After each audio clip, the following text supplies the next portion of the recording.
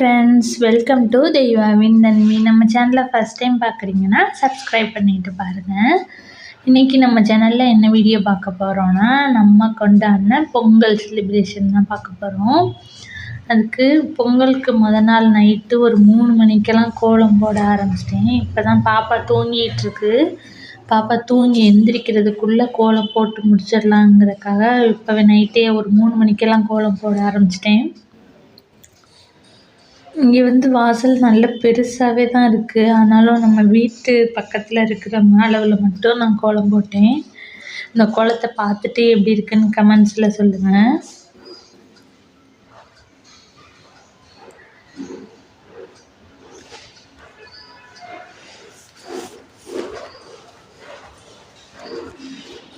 இந்த மாதிரி கோலம் போட ஸ்டார்ட் பண்ண உடனே அவங்க அப்பா ஃபோட்டோ எடுக்க கூப்பிட்டேன். ஆனால் அவங்க எடுக்க வரல. அதுக்கப்புறம் பாதி போட்டுக்கிட்டு இருக்கையில் தான் எடுத்துகிட்டு இருந்தாங்க.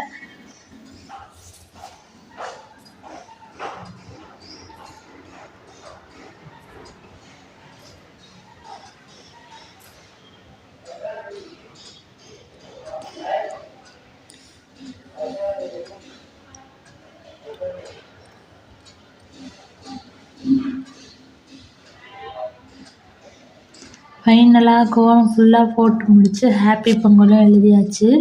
இதுதான் என்னோடய பொங்கல் கோலம். இதை பார்த்துட்டு சொல்லுங்கள். அதுக்கப்புறம் இது பொங்கல் அன்னைக்கு காலையில் பாப்பாவை ஃபஸ்ட்டு ரெடி பண்ணி விட்டுட்டு தான் அடுத்து எல்லா வேலையும் ஸ்டார்ட் பண்ணோம். ஃபஸ்ட்டு பாப்பாவை ரெடி பண்ணி ட்ரெஸ் எல்லாம் போட்டு விட்டுட்டு, அதுக்கப்புறம் அந்த உருளிலாம் அவங்க அப்பாவே டெக்கரேட் பண்ணிட்டாங்க. சாமிக்கு பூலாம் அவங்களே வச்சுட்டாங்க. அதுக்கப்புறம் அந்த காயெல்லாம் எடுத்து வச்சுட்டு அரிசியும் பொங்கலுக்கு ஊற வச்சுட்டேன். ஃபஸ்ட்டு பொங்கல் வைக்கிறதுக்கு முன்னாடியே விளக்கேற்றி சாமி கும்பிட்டுட்டு தான் பொங்கல் வைக்கிறது. அதனால் ஃபஸ்ட்டு விளக்கு ஏற்றிட்டு சாமி கும்பிட்டுட்டு இதுக்கப்புறம் பொங்கல் வைக்க ஆரம்பிச்சிடலாம்.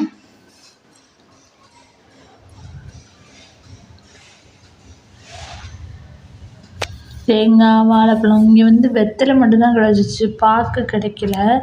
அதனால திராட்சை எடுத்து இந்த வெத்தலைக்கு மேலே வச்சுருக்கேன்.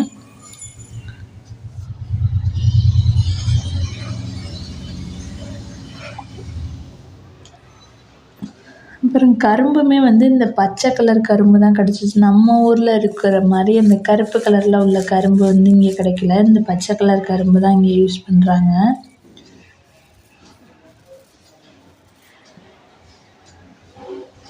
நாங்கள் சாமி கும்பிடுவோம், பாப்பாவும் சாமி கும்பிட்டுட்ருக்கு. பாப்பாவோட ட்ரெஸ்ஸு எப்படி இருக்குன்னு கமெண்ட்ஸில் சொல்லுங்கள். பாப்பா வச்சுருக்க பூ இந்த துணியில் செஞ்ச பூ. அது நல்ல ஒயிட் கலரில் நல்லாவே இருந்துச்சு. இங்கே பக்கத்தில் ஒரு ஷாப்பில் தான் வாங்கினோம்.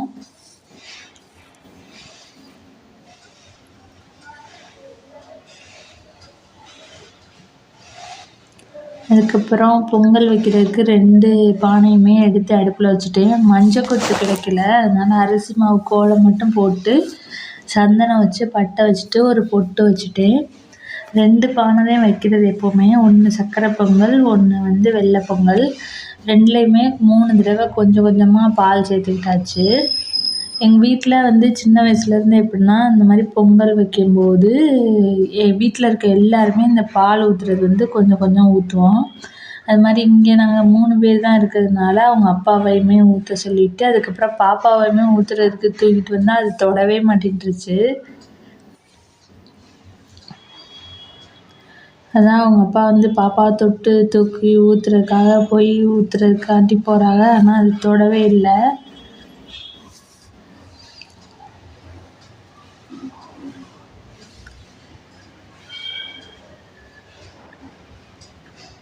கடைசியாக அப்புறம் அவங்க அப்பாவே லைட்டாக தொட்டுருச்சு அப்படின்னு சொல்லிட்டு ஊற்றிட்டாங்க.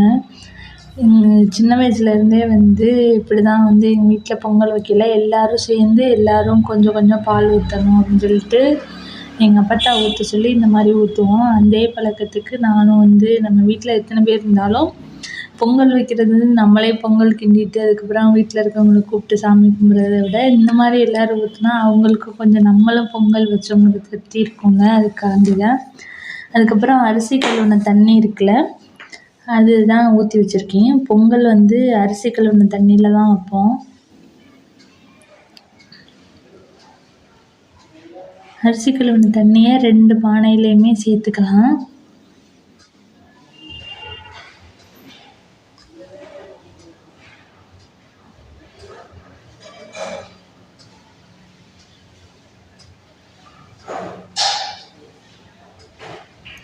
நல்லா மகுர சேர்த்துருக்கேன். அதுக்கப்புறம் பொங்கின பிறகு நமக்கு வேணுங்கிற அளவுக்கு தண்ணி வச்சுட்டு அதுக்கப்புறம் ஒரு பாத்திரத்தில் கம்மி பண்ணிக்கலாம்.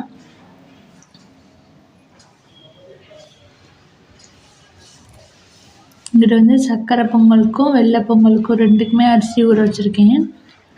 சர்க்கரை பொங்கல் வந்து 200 கிராம் இருக்கு உலக்கில், அந்தளவு செஞ்சேன். வெள்ளை பொங்கல் வந்து அதை விட கொஞ்சம் கம்மியாக சின்ன பாத்திரம் தான்.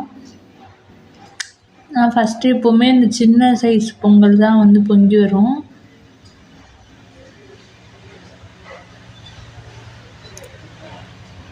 பாருங்கள், பால் நல்லா பொங்கிடுச்சு.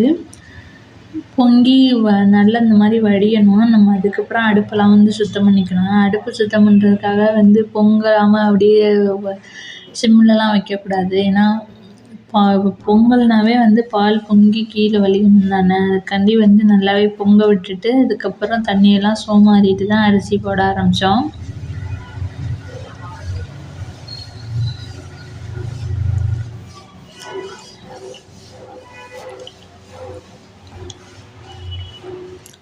அரிசியுமே அப்படி தான். வீட்டில் இருக்க எல்லாருமே தான் அரிசி போடுவோம். எங்கள் வீட்டில் அப்போ நான் குட்டி பிள்ளையில இருக்கையிலேருந்துமே எல்லாரையுமே வந்து இந்த மாதிரி அரிசி வந்து போட சொல்லி எல்லாருமே போட்டு தான் பொங்கல் செய்வாங்க. அதனால் இப்போ வந்து ஃபஸ்ட்டு நான் போட்டுட்டு அதுக்கப்புறம் அவங்க அப்பாவையுமே போட சொன்னேன்.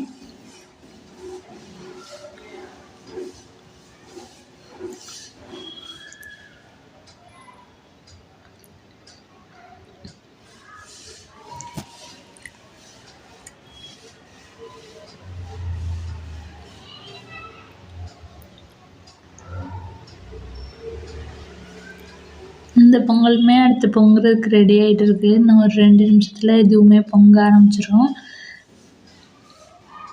அதுக்கப்புறம் அவங்க அப்பா போட்டுக்கிட்டு இருக்காங்க அரிசி.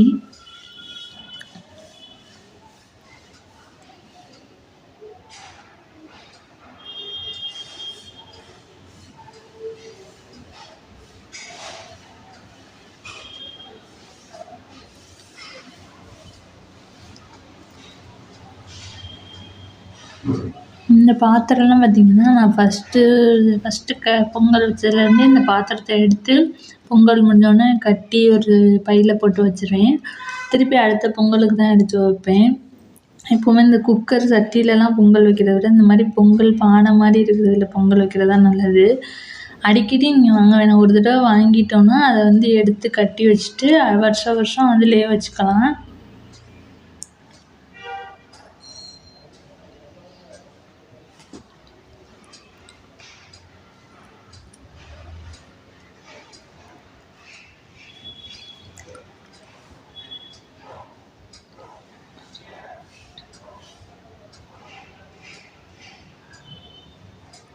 இது வந்து டெல்லியில் வாங்கின பாத்திரம். டெல்லியில் வந்து இந்த பானை மாதிரி கிடைக்கல, இந்த மாதிரி தான் இருந்துச்சு. அப்போ வந்து என்கிட்ட இந்த பாத்திரம் வாங்கி கிட்டத்தட்ட ஒரு 4 வருஷம் ஆச்சு.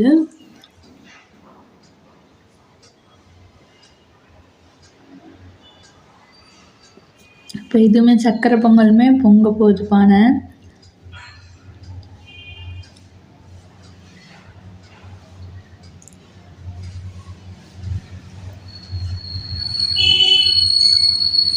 இப்போல்லாம் நிறைய பேர் வந்து குக்கரில் வச்சுட்டு பொங்கலை செலிப்ரேட் பண்ணுறாங்க. என்ன தான் நம்ம குக்கரில் வச்சு செலிப்ரேட் பண்ணால் அந்த மாதிரி பானையில் வச்சு எல்லோரும் சேர்ந்து அரிசி பால்லாம் ஊற்றி சேர்ந்து செய்கிற பொங்கல் மாதிரி வராதுல்ல. நம்ம ஊரில் இருந்தால் வாசலில் வந்து இந்த மண் அடுப்பெல்லாம் வச்சு மண் பாத்திரத்துலலாம் வைப்போம். இந்த மாதிரி வெளியூரில் வந்து இருக்கையில் கேஸ்லேயே வச்சாலும் இந்த மாதிரி 2 பானை வச்சு நம்மகிட்ட 2 இருக்கிறவங்க வந்து பால்லாம் ஊற்றி பொங்கல் வைக்கலாம். இந்த பானையுமே பொங்கிடுச்சு. நம்ம தேவையான அளவு தண்ணி வச்சுட்டு அதுக்கப்புறம் ஒரு பாத்திரத்தில் வந்து மோந்து வச்சுட்டு அரிசி போட்டுக்கலாம். இதுக்கப்புறம் பலகாய் செய்கிறதுக்கு காய்கறி நறுக்க ஆரம்பிச்சிட்டோம். பாப்பா பாருங்கள் உட்காந்து சிரிச்சிட்ருக்கு. பாவாடையெல்லாம் அவுத்துவிட்டு நான் போட்டுக்க மாட்டேன் இந்த ட்ரெஸ்ஸு. கொஞ்சம் பாவாடைலாம் பெருசாக இருந்தனால போட்டுக்க மாட்டேன்ட்டு அழுக ஆரம்பிச்சிருச்சு. இன்னும் கொஞ்ச நேரத்தில் பாருங்க அடுத்து வேறு ட்ரெஸ் மாற்றிட்டு தான் சாமி கும்பிடவே ஆரம்பிப்போம். நான் இங்கே காய்கறி நறுக்கிட்டு இருக்கேன். அவங்க அப்பா வந்து சக்கரை பொங்கலுக்கு வெல்லம் இருக்குல்ல அதை இடிச்சிட்ருக்காங்க. வெல்லம் நல்லா பெருசாக கட்டியாகவே இருந்துச்சு. அதான் இந்த இடிக்கிற கல் இருக்கும்ல அதை வச்சு இடிச்சிட்ருக்காங்க. நாங்கள் காய்கறி நறுக்கிட்டுருக்கோம்.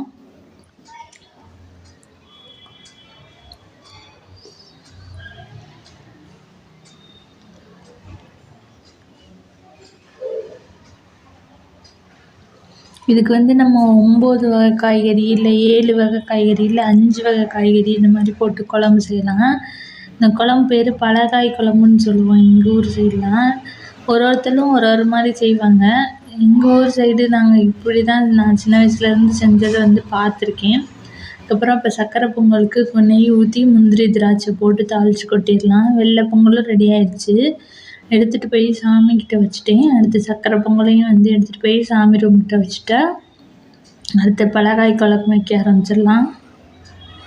மிளகாய் குழம்பு வைக்கிறதுக்கு பார்த்திங்கன்னா நம்ம பொங்கல்லேருந்து சோமாரி வச்சுருக்கோம்ல தண்ணி, அந்த பால் அரிசி கழுவின தண்ணி அந்த தண்ணியில் தான் வைப்போம். கொஞ்சமாக துவரம் பருப்பும் பாசிப்பருப்பும் சேர்த்துட்டு வெங்காயம், தக்காளி, கத்திரிக்காய், அவரைக்காய், பரங்கிக்காய், வாழைக்காய், அதுக்கப்புறம் நம்மகிட்ட இருக்க என்ன காய்கறி வேணாலும் சேர்த்துக்கலாம்.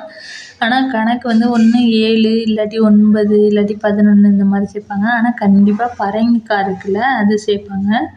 மொச்சக்காயின்னு நம்ம ஊரில் விற்கும். இங்கே மொச்சக்காய் வந்து கிடைக்கல, அதுவும் சேர்ப்பாங்க. அது மாதிரி சக்கரவள்ளி கிழங்கு இந்த 3 காயும் வந்து கண்டிப்பாக சேர்ப்பாங்க.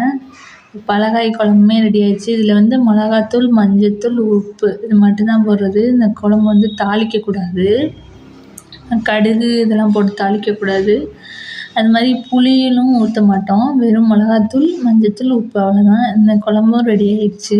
ரொம்பவே டேஸ்ட்டாக இருக்கும் இந்த வெள்ளை பொங்கல் கூட சாப்பிடும்போது. அதுக்கப்புறம் பால் பொங்கின உடனே ஃபஸ்ட்டு ஒரு தேங்காய் உடைச்சிருவோம். அந்த தேங்காவை தான் திருவி சக்கரை பொங்கலில் போடுறது.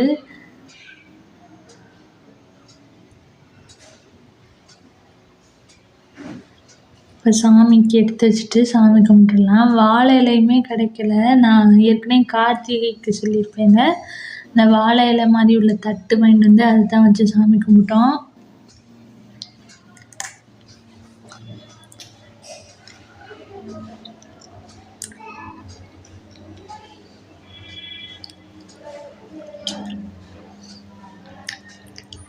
சக்கரை பொங்கல், வெள்ளை பொங்கல், அதுக்கப்புறம் வந்து பலகாய் குழம்பு எல்லாம் எடுத்து வச்சாச்சு. இப்போ தேங்காய் உடைச்சி சாமி கும்பிட்டுறலாம்.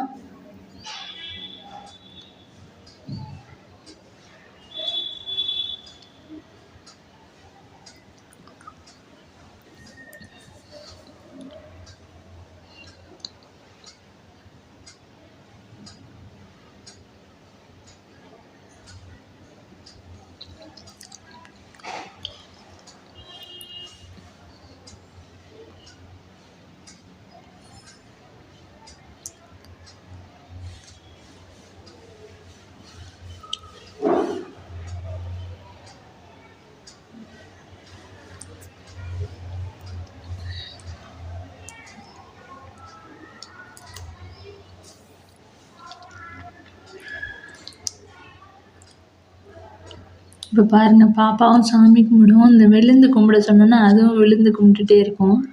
இப்போ இதுவும் புது ட்ரெஸ் தான். இது வந்து டிமார்ட் ஷாப்பிங் போயிருந்தோம்ல அப்போதைக்கு எடுத்தது.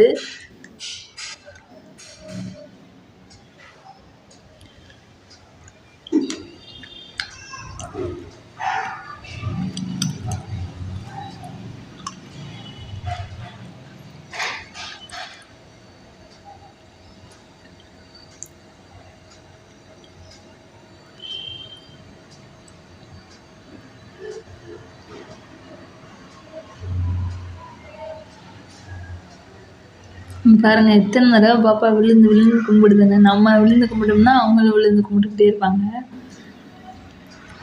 ஆனால் பக்கத்தில் மட்டும் வராது. ஏன்னா சூடம் அந்த நெருப்புனா அதுக்கு வந்து கொஞ்சம் பயம். சூடம் எரியிறதுனால பக்கத்தில் வராது. அதான் 90 எடுத்து பூசி விட்டுருக்கேன். இப்போ பாருங்க மறுபடியும் விழுந்து கும்பிடுது. நாங்கள் கும்பிடையில ஃபுல்லாக அது விழுந்து கும்பிட்டுக்கிட்டே இருந்துச்சு. அதுக்கப்புறம் இப்போ பொங்கல் சாப்பிட்றதுக்காக எடுத்துகிட்டு வந்து உக்காந்துட்டோம். இப்படி தான் எங்களோட இந்த பொங்கல் செலிப்ரேஷன் போச்சு. இதை பார்த்துட்டு எப்படி இருக்குன்னு கமெண்ட்ஸில் சொல்லுங்கள். அதுக்கப்புறம் கொஞ்சம் ஃபோட்டோஸ்லாம் எடுத்தோம் வீட்டுக்கெலாம் அனுப்புறதுக்காக. அந்த வீடியோ பார்த்துட்டு பிடிச்சிருந்துச்சின்னா உங்கள் ஃப்ரெண்ட்ஸ் அண்ட் ஃபேமிலிஸ்க்கும் ஷேர் பண்ணி விடுங்க. நம்ம சேனலை ஃபஸ்ட் டைம் பார்க்குறீங்கன்னா கண்டிப்பாக சப்ஸ்கிரைப் பண்ணிவிட்டு பக்கத்தில் இருக்க பெல் சிம்லையும் கிளிக் பண்ணிக்கோங்க. இதுக்கப்புறம் மாட்டு பொங்கல் அன்னைக்கு என்ன பண்ணோங்கிற வீடியோவை நெக்ஸ்ட் வீடியோவில் பார்க்கலாம்.